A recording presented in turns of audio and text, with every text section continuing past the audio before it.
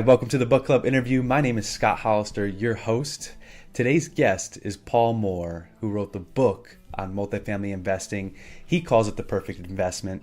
So after graduating with an engineering degree and then an MBA from Ohio State, Paul started on the management development track at Ford Motor Company in Detroit. After 5 years, he departed to start a staffing company with a partner. They sold it to a publicly traded firm for $2.9 million 5 years later.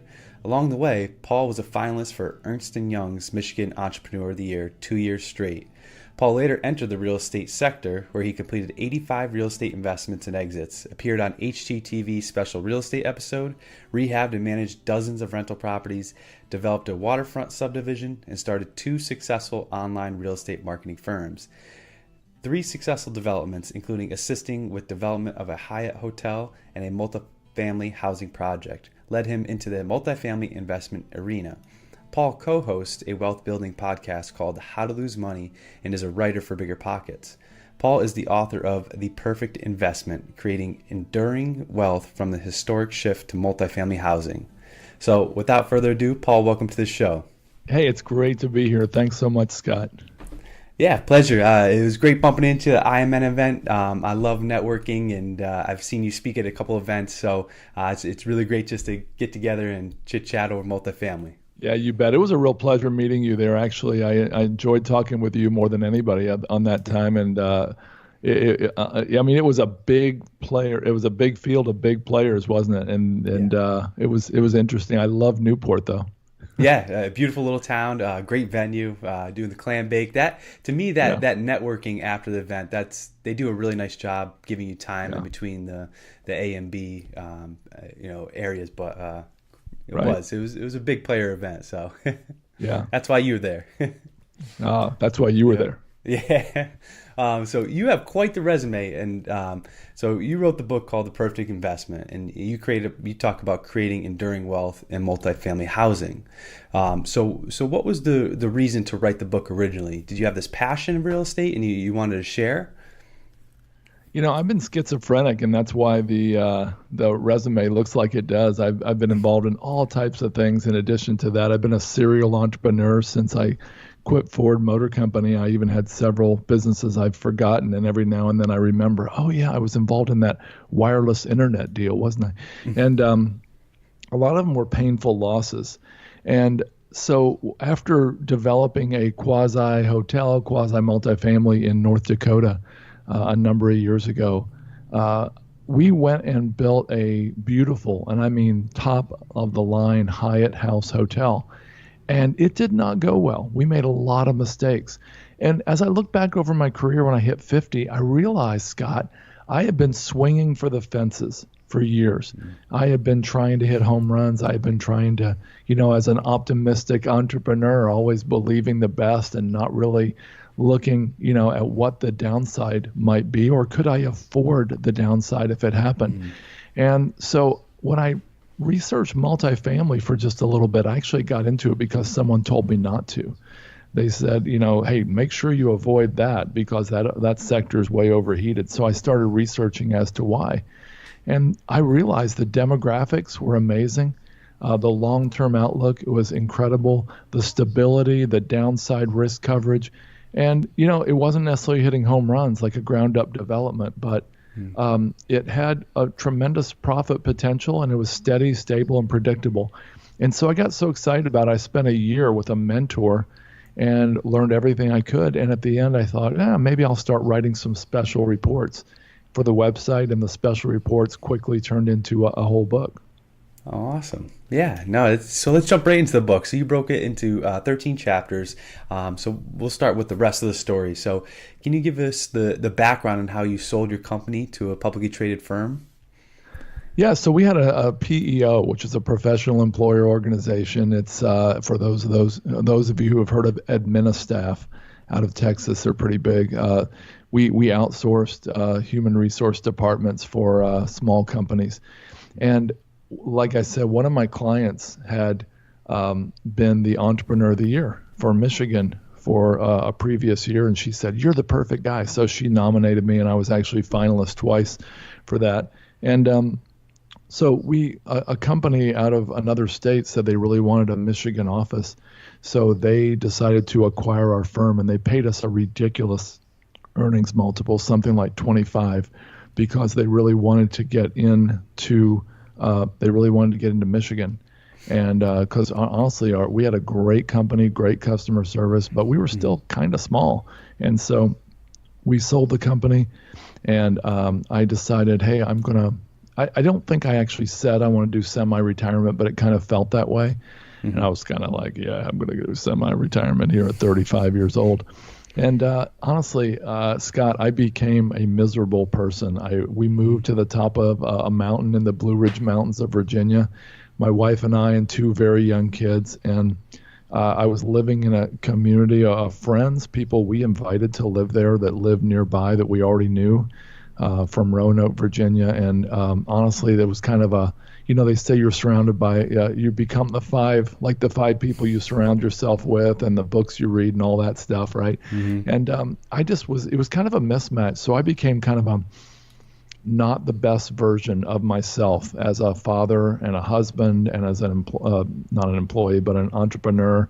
I tried to start a nonprofit organization to do outreach to international students studying in the U.S., and that was really fun.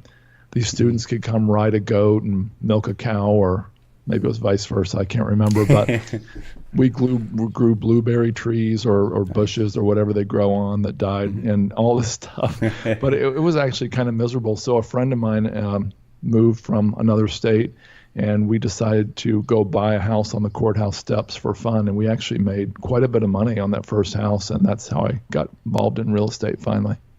Awesome. So was it the entrepreneurial spirit? Is that how you got bored in that early retirement and you can't really sit still? I was a highly driven. I don't think I really knew myself real well. I was very driven, highly, motivated type A personality. And the people that moved in around us on this 140-acre property that we subdivided, they were not that way at all. They were super chill, and it was just kind of not a great match. In fact, I wanted to do this international student weekends. I wanted to do one about every other weekend, and they were like, "How about 2 a year?" I'm like, "What am I going to do the rest of the year?" So anyway. Yeah. No, it's interesting. So you talk about some of your wins and losses in the book. So how did some of those losses shape you as an investor, and what was the most important lesson you learned over the years? Well, I've got a book. I've got a lot of that in the book, I should say, but I've got a podcast called How to Lose Money. And that is a podcast that grew in many ways out of my own failures and then the entrepreneurs around me that I saw who failed and learned a lot through that. So I do think that the lessons from failure are often, I won't say always, but often many times more valuable than the lessons we learn from success. And I certainly have found that in my own life. I think the major lesson I learned was that thing about swinging for the fences. I mean, let's put it this way. Which one of these stories is going to be told in real estate investing clubs and in bars and on blogs? The guy who buys a house to flip, and then he finds out later it was commercially zoned, and he does something, and he goes out and he makes like 4 times his money back by selling it to a commercial developer. Or the other guy who, works with his son quietly to acquire one duplex after another, and then maybe 4, and then maybe 12 plex, et cetera, and slowly grows his wealth. I mean, you haven't heard of a guy, but the public hasn't heard of this guy, but there's a guy in Texas he started out with $1,000, a bonus from his airplane manufacturing repair job. And he took $1,000 bonus, bought a duplex. He parlayed that into what turned out to over just 22 years of just continually quietly buying and selling one duplex, and then a 4-plex, and then a 12-plex, and then a 20, and then he was up to like 170 when he finally retired recently. That guy was not swinging for the fences, yet in the end, he got the fences, A lot of other people that really try to put double if you go double or nothing long enough, you might hit double, but you're going to hit nothing a lot.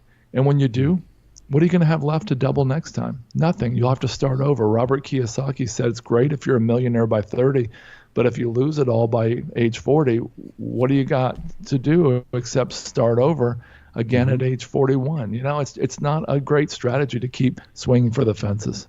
Yeah, well, that's some deep wisdom right there. So, swinging for the fences, obviously not a good long-term strategy, but is there something that, you constantly think of that, is there a shiny object that keeps pulling your attention? Do you have like an internal bell that kind of says, hey, Paul, slow down? Yeah, I okay. do.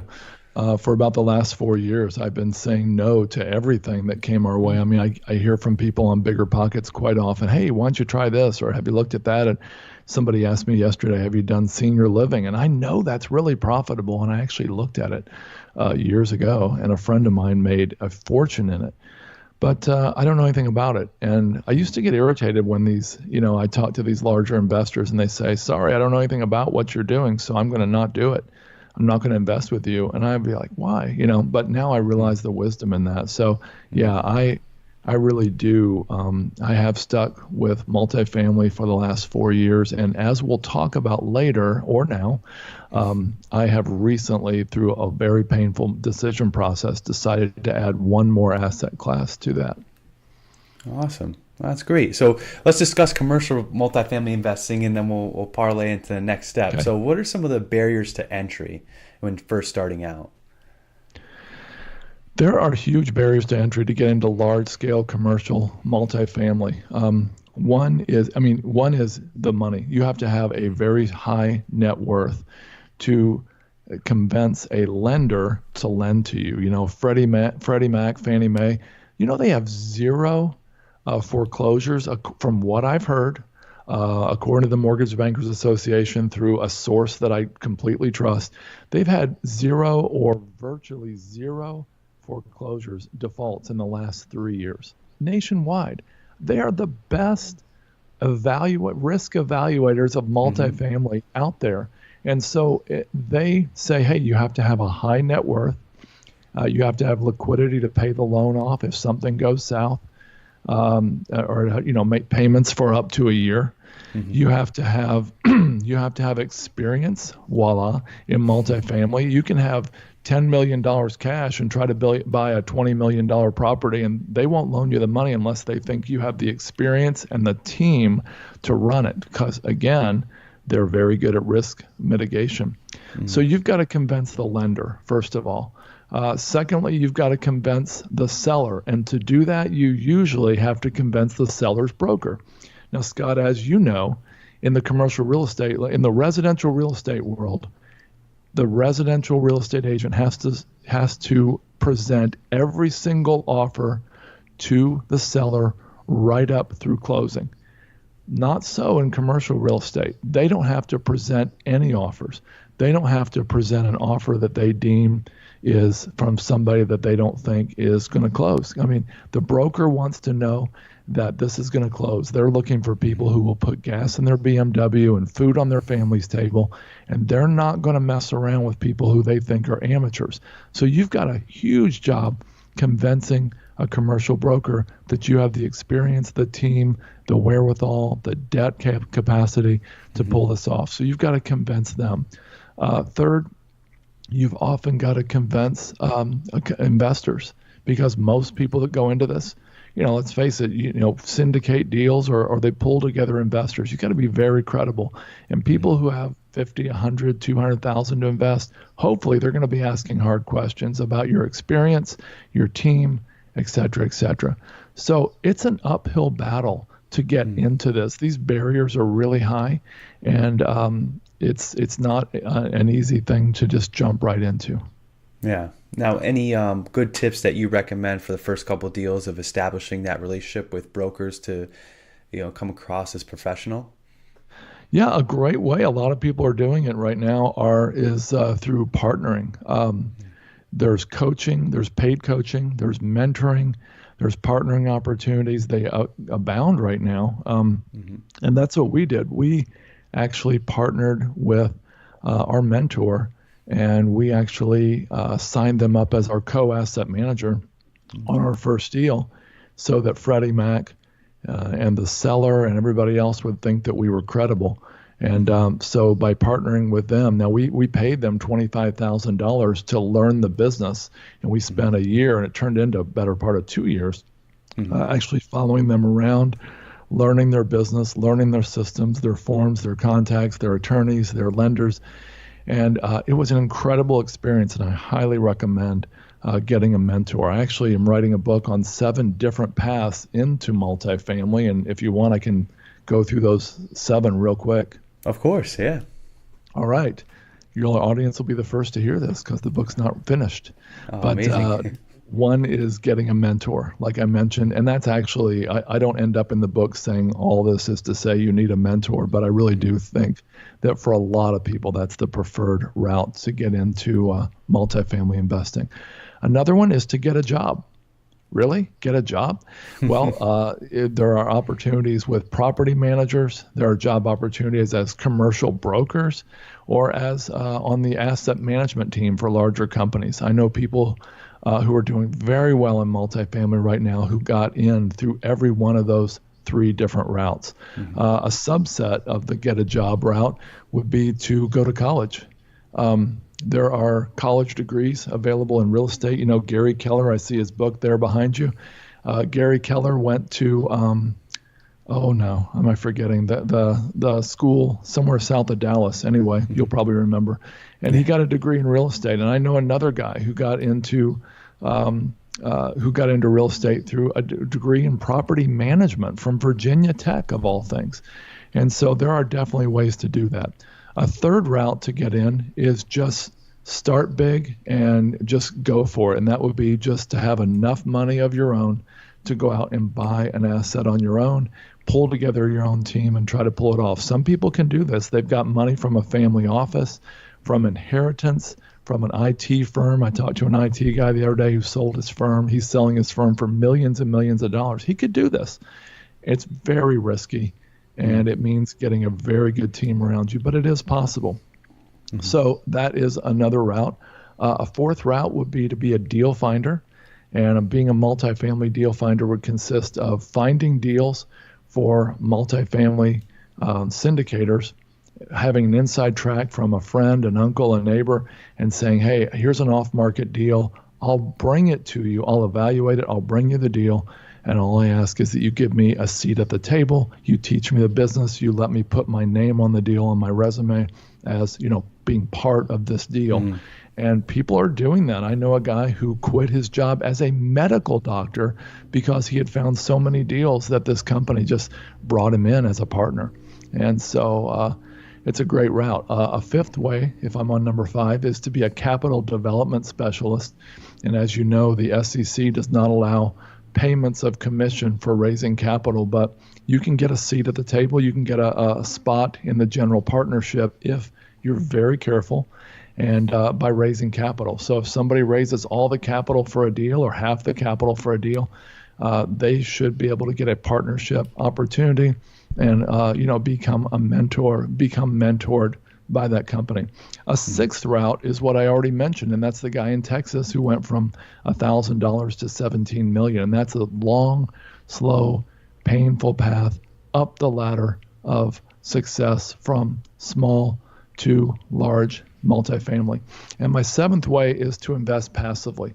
Now, there are 2 ways to invest passively, and that is to be really, really good and thorough, picking the right syndicator, sponsor, and just trusting them and saying, look, they've got an incredible track record. I trust these guys. I'm going to invest in whatever they put in front of me. And say you put in $50,000 a deal. The other way would be to be more of an active, passive investor. And that would be to not only investigate and vet the sponsors, but to go out on site and vet every deal right alongside the sponsor. And that's a legitimate way to get in. The last passive route of the 3 passive routes would be to invest just with a REIT. And you could invest with a REIT, or you could actually invest small amounts through crowdfunding in a variety of different opportunities. So I'll take a breath. That's my 7 paths to multifamily mastery. Hopefully that helps. That's amazing, Paul. Thank you very much for that. And you spoke about it in one of the later chapters. I thought that was one of the best chapters in the book, that, of understanding and really vetting the person that you're going to be investing with, and in talking about integrity. And I thought that's very important. So, Yeah, it really is. I mean, if you can't trust the person presenting the numbers, then what good are the numbers at all? Exactly. It's just doing business with people with relationships, and it's a small game. And once you understand that, and you'll be in it long term. So, so we're doing all this to build wealth. So, what does, multi-generational wealth mean to you and your family? Great question. So what I love about commercial multifamily, and I don't think that, you could strictly take what I'm going to say scientifically and prove that it's exactly right. But I've had enough experience to prove that it generally works out this way. Flipping homes is great. We made $24,000 on our first flip home that I mentioned that we accidentally kind of fell into at the courthouse steps. And we did like 60 or 70 after that. But where's that money now? We spent it, we lived on it. And I know technically you could say, well, you could bank all that money along the way and you could do just as well as with multifamily, but I've never seen anybody, not one person I've seen, and I've seen a lot of people do that. I haven't seen anybody bank that money and handle it right. But what I love about commercial multifamily and other commercial real estate investments is the opportunity to cascade up. And here's what I mean.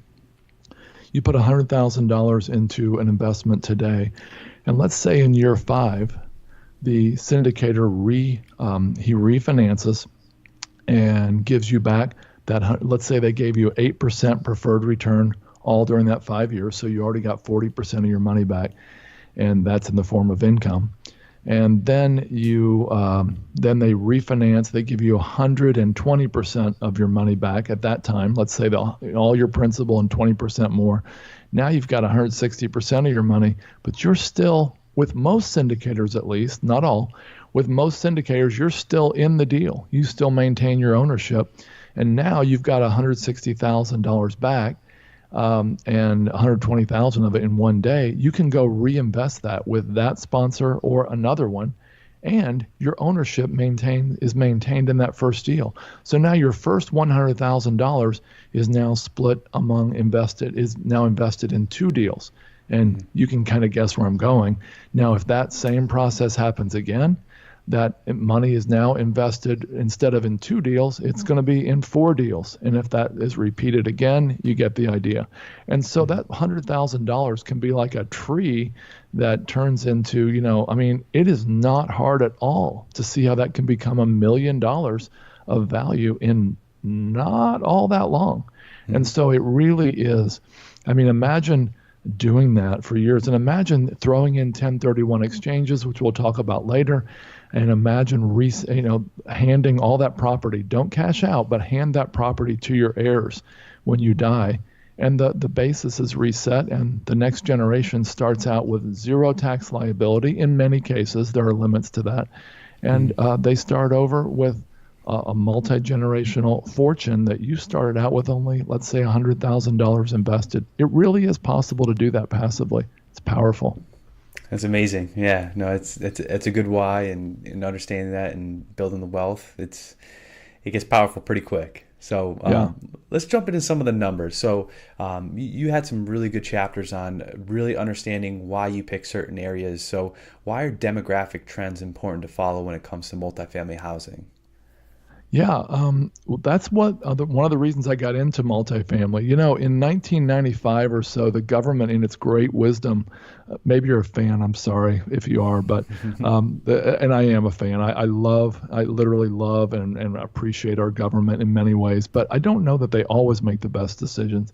And they made a decision that everybody, or a lot more people, should own a house, and about 64% of the people in the U.S. that could own a house did at the time. And that they basically passed laws that said if you can fog a mirror, you can get a house.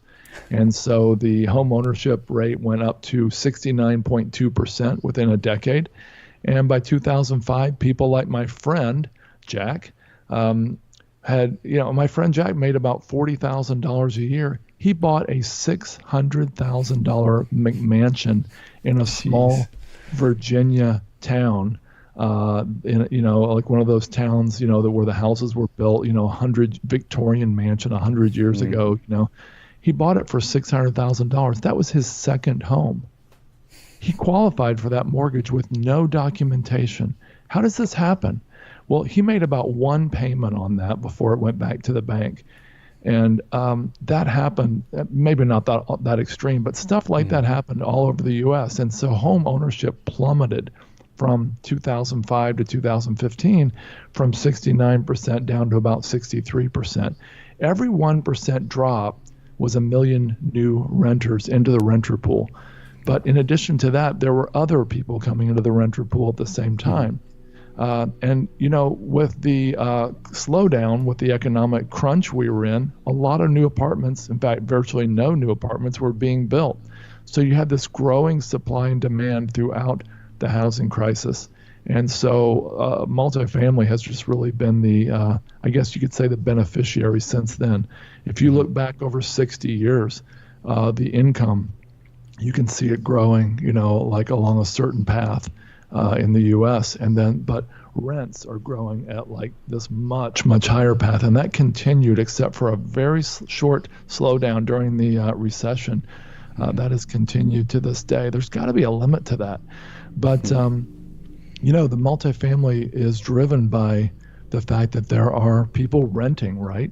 And so when we were looking into this years ago, we looked at, okay, who's renting? Well, first of all, baby boomers.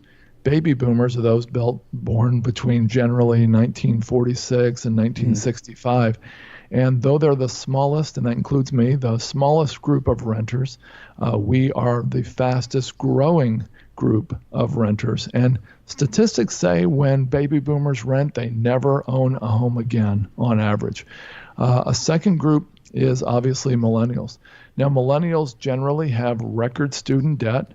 They generally don't see the point of buying a seemingly overpriced home to get tied down to a seemingly egregious contract for 30 years that locks them into a certain neighborhood in a certain part of town when perhaps next year they'll have chances to get better pay, better friends, better adventure across town or across the country or the world next year. And so millennials in general are they're renting a lot more than past generations.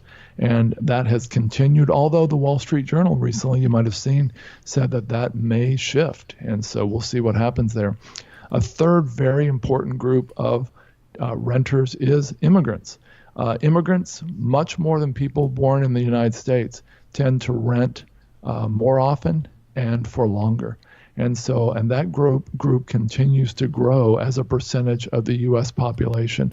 And so it would seem, Scott, that you could look at these three major demographic groups, look down the road for decades and see that the birth rates and everything are supporting what we believe to be a continually strong multifamily market for years to come. Mm-hmm. Those are very important demographic trends. And I love how you're right on top of the data and comes across as very professional and being an expert in your area. This is another important topic that you discuss in the book, and I loved it. So why is diversity in an economy important to housing as well? Tell me more about what you mean. So in terms of, having, multiple income and, solid jobs in a business of economy around the multifamily aspect as opposed to having, one major large employer. Yeah, absolutely. So I have a chapter in my book that was actually struck from the book because my mentor said it was just way too much detail for the average reader. But the chapter talked about 22 different indicators you want to find when you go into a market. And those indicators include things like positive net population migration.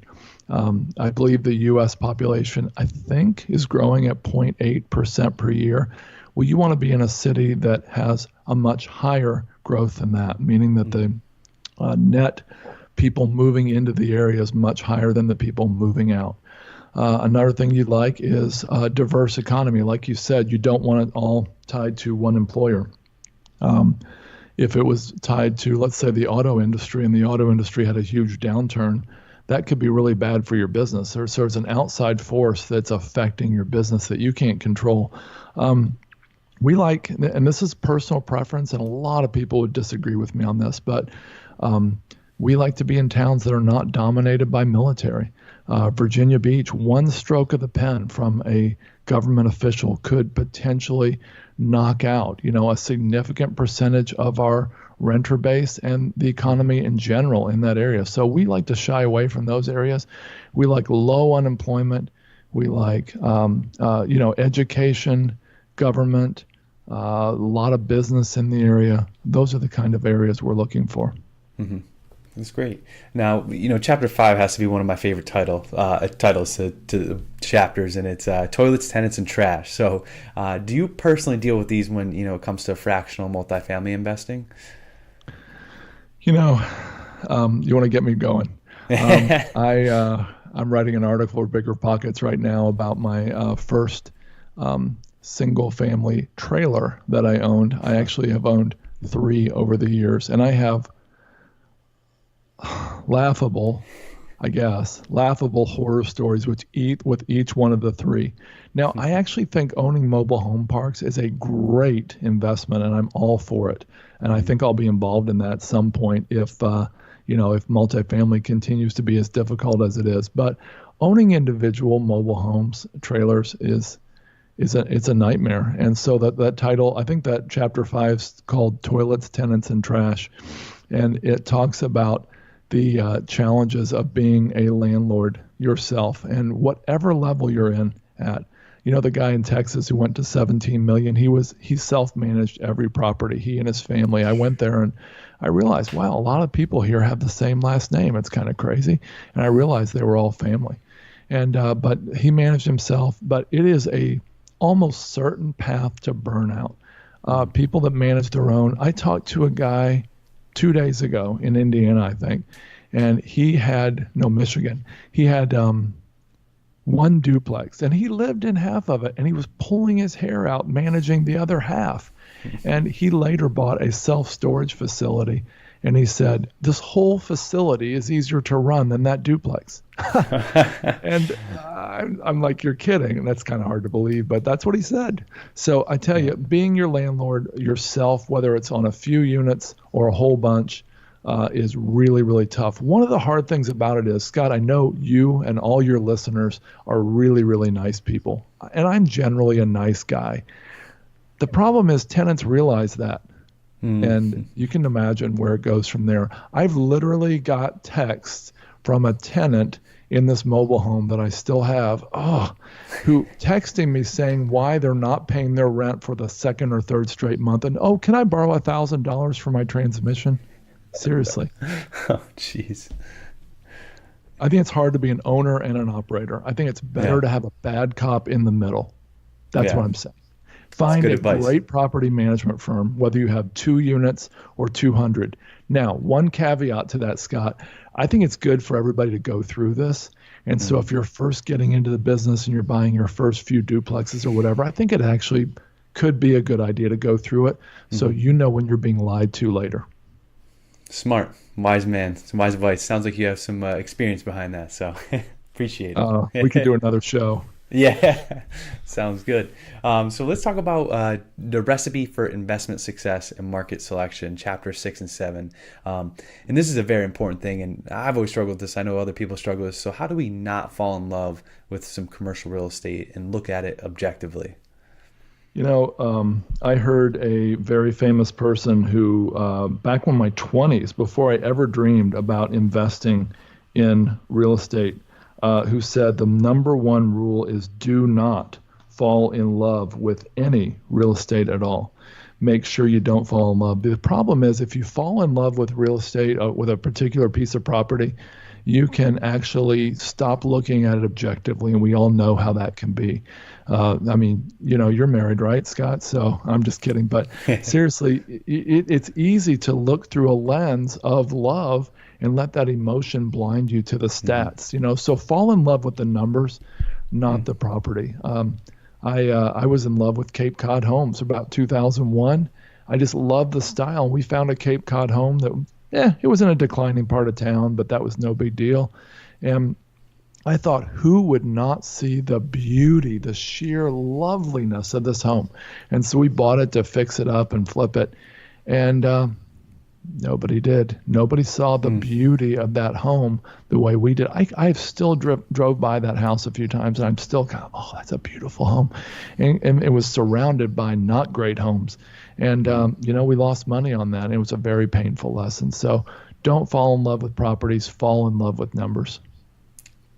Great. In terms of, moving from that landlord to an operator, so how can we become great operators of multifamily housing? I think the number one thing to do is have great market selection. And the number two thing to do is do a great job vetting your property manager and then staying in close touch with them as the asset manager. I think that's about 2/3 of your success in any business, is picking the right market, the right submarket, and the right property manager. So that's my quick summary answer for that one. I love it. So anything, new tips this year that you're currently doing to improve as an operator, such as, communication or anything like that, education? Well, I mean, the property managers like to tell you, we want to make sure that we have our ducks in a row, and the vice president of the property management firm is here on site when you come, and what they're saying is, please don't drop in. And so yesterday, actually, my business partner dropped in at a property we have in, I won't say where in case anybody's listening to it, but he dropped in on a property in a different state, and he found some great news. And it was really great to see the improvement in that property. But he also found some things were really troubling. And it appears even that somebody was lying to us. We were 8 hours away in another state, and they didn't think we'd show up to find out that certain things weren't done that they said were done. And so I think that's, kind of an obvious thing to do. Just stay on top of things, and don't ever think that the property manager, no matter how good they are, don't ever think that they're going to care as much as you. You invested your own money, your own time, and your own investors into this. Just stay on top of the property manager. Mm-hmm. Pivoting a little bit into Chapter 9, and you talk about taxes and real estate. So what's the difference between a CPA and a tax strategist? I think I might have made up that term. I don't know. So I was in Minot, North Dakota. We were building this beautiful Hyatt hotel, and my business partner turns around to me. He actually had all the money and his name on the deal and everything, thankfully for me. And he turned around to me and he goes, I wonder if we should own this land and lease it to the hotel. Or I wonder if maybe the hotel should be in a separate LLC from the land. We don't know what we don't know. I wish we had he said, we don't know if we're paying way too many taxes or what. I wish we had a tax strategist. So I went and Googled that, and I found an article by a guy, and the article was why you need a tax strategist. So I actually hunted down the guy he talked about in his article, and we hired him ourselves, and I've recommended him to literally 200 or 300 people who have asked me since. But that guy in the article said he was paying an average of $120,000 a year in taxes. And when he got the tax strategist, well, actually what happened is he went to his CPA and he said, hey, have you heard of cost segregation? I think it was cost segregation at least. And the CPA goes, yeah, sure, I know about it. He said, well, why aren't we doing this? I've been doing this for 10 years and I'm paying all these taxes. Why haven't I done cost segregation? He goes, well, you never asked me to. And he's like, wait, I hired you to be my CPA. He goes, yeah, you hired me to be your CPA, do your taxes. You didn't tell me to help you run your business. And so he fired that guy after all those years, and he hired a new CPA who was super savvy, super strategic. And actually, he said, as of the time of this writing, he hadn't paid any taxes in about a decade, though he had amassed millions of dollars in real estate.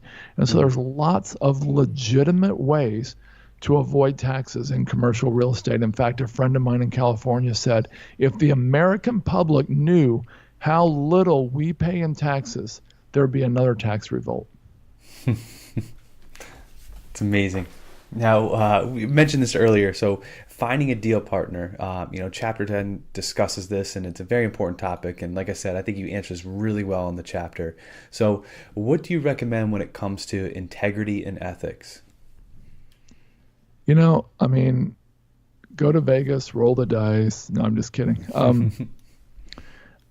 Kind of back on the risk thing. Of course, by the way, I want to be clear. I think it's great to swing for the fences. I'm going back to that in your personal relationships, in loving other people. I think we were created to love and be loved, and I think you should swing for the fences in so many areas of your life. And I think it's great that Jeff Bezos swung for the fences, and that Steve Jobs did, and that Bill Gates did.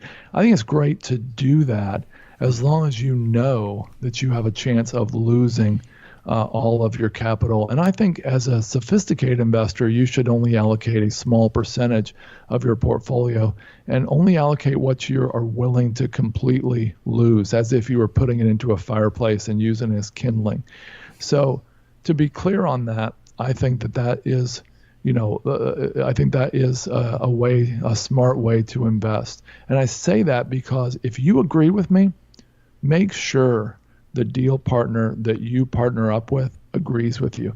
Paul Samuelson, the first Nobel Prize winner in economics in the U.S., said, investing should be more like watching paint dry or watching grass grow. If you want excitement, take $800 and go to Las Vegas. And we need to find deal partners. At least I would recommend that you find deal partners. If that's how you feel, make sure they feel the same way. If you want to check out their integrity and ethics, Google them all over the place. Match up their name with SEC violation, bankruptcy, fraud. Google all kinds of different variations. Check them out. Have somebody, if you're going to invest $50,000, it's worth it to pay for a LexisNexis search. Make sure there's no fraud, no criminal background, no bad history. Fly across the country, for goodness sake, to meet with them. Make sure you take them out to dinner. See how they treat the waitress. See how they treat the different people in their path. See about how they talk about other investors. See how they talk about their partners.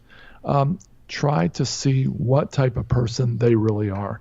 And I can tell you, when I recently decided to invest in another asset class outside of multifamily, because of the difficulties right now in finding good, profitable deals, I went to this guy's town. I actually met him for lunch twice, spent the day with him, saw what he was passionate about. I asked him lots of questions about his family, found out that he and his wife actually had gone to China and adopted extremely disabled children, and were paying apparently out of pocket for these very, very expensive surgeries to have these children. One child who had his feet turned backwards at birth. And he was, he had his feet, like he had to do this expensive surgery for this 18-month-old. But he called this child his son, and he's going to, have this child in his home from now on. And he really did. He had pictures. So, validate who these people are, because who they are when they're not on stage, so to speak, is who they really are. Those are some amazing tips, and I hope people follow that. It's just solid advice. You can't go wrong with that advice. And this is something I love when a teacher or someone who writes a book starts with a story, and you had this story in Texas terms, some looking for the flies and swatting them. So you want to tell listeners real quick about that story?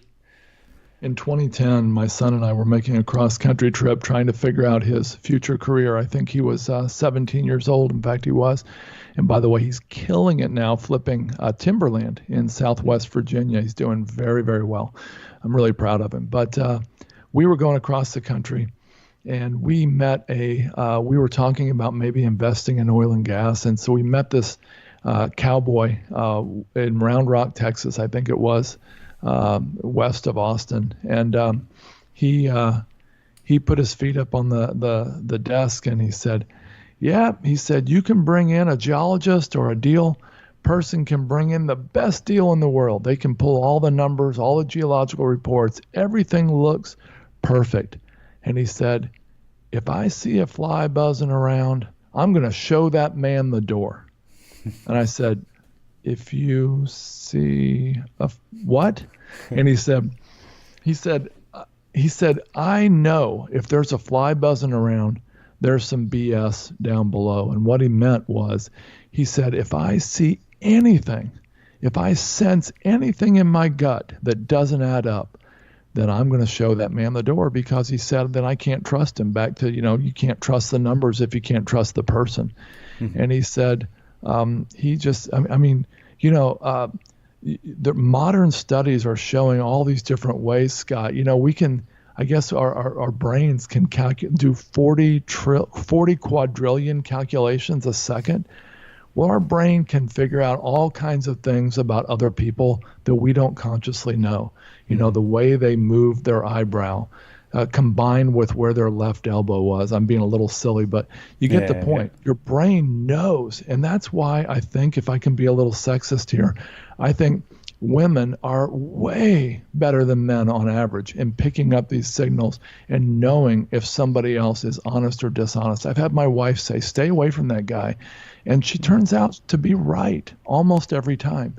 And so if your gut actually is telling you something's wrong, but your brain is saying, but I've got a chance to make $1 million here, run away. Even if you're wrong, it's better to err on the side of caution if you're going to invest your own time, money, or reputation.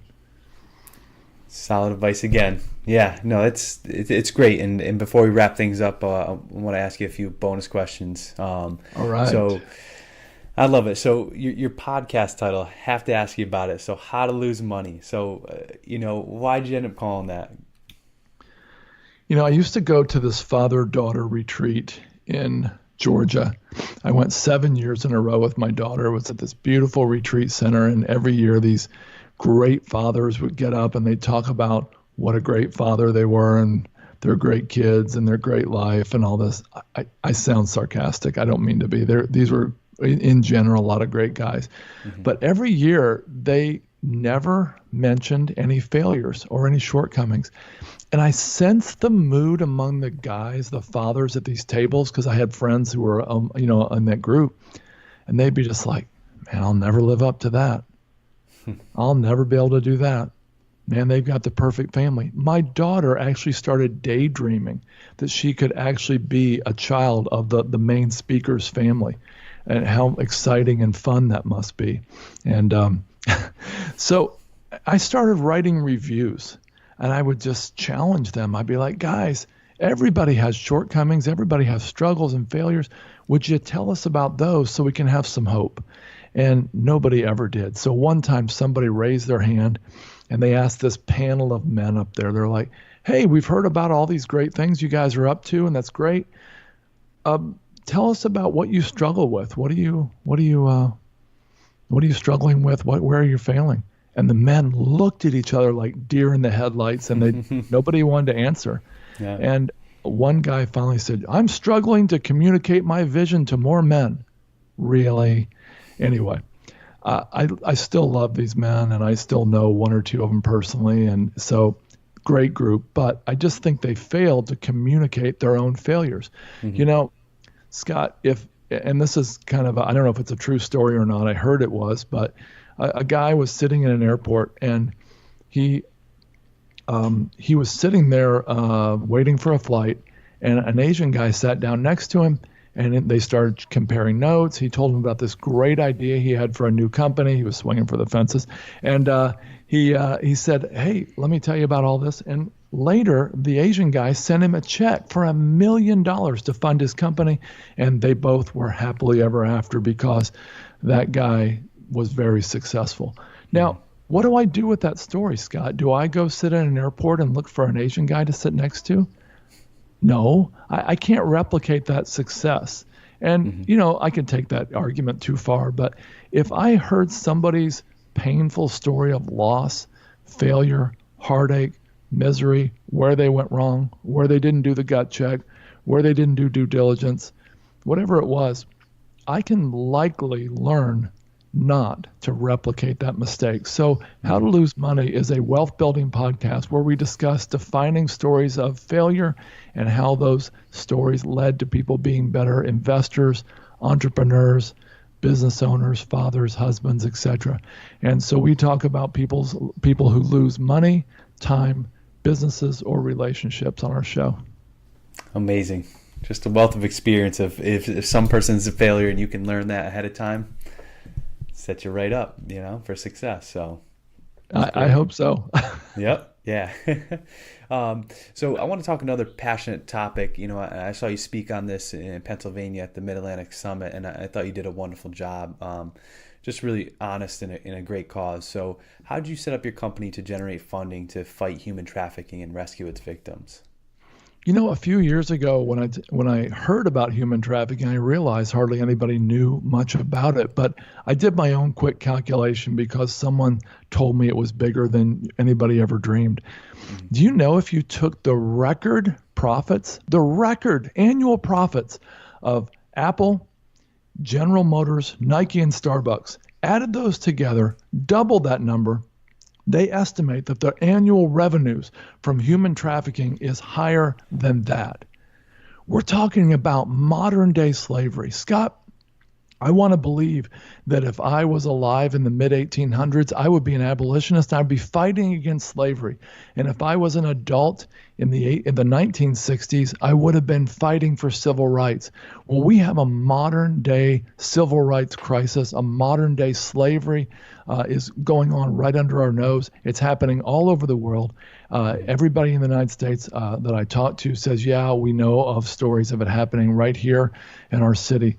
So Wellings Capital, our company, has decided we are going to do what we can to thwart human trafficking and rescue its victims. So I've been investigating different organizations who do a great job fighting trafficking and others who do a great job rescuing and rehabilitating its victims. And so we want to donate, about $1 billion to that cause over the years. And I don't fancy myself as somebody who's going to make so much money that I can personally donate $1 billion, but I'm trying to get other like-minded entrepreneurs, investors, people with access to a large amount of funds to get involved to fight this horror. And if you remember me, when I talked about this 2 years ago in Pennsylvania, I actually told a story about how it deeply impacted my own family. And so, but one thing we're doing that's really exciting is I'm actually working with another very successful real estate developer and in Dallas. And he has put together an organization called Freedom Place.